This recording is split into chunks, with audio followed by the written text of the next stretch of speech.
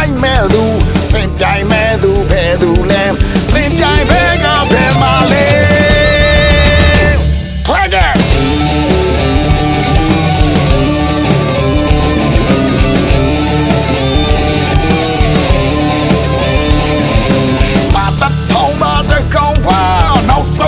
သူမဟုတ်ဘူးစားစေတဲ့သူထွက်ခဲ့ဟဲ့စင်ပြိုင်လာသမျှကောင်းမခါဘူးကြာဆိုမှကြာဟဲ့အာကောက်လို့ယောက်ျားတို့ရဲ့သတ်တိဆွဲတမဏိကြောင့်ကဲလို့မာတဲ့အသေးလိုက်လာခဲ့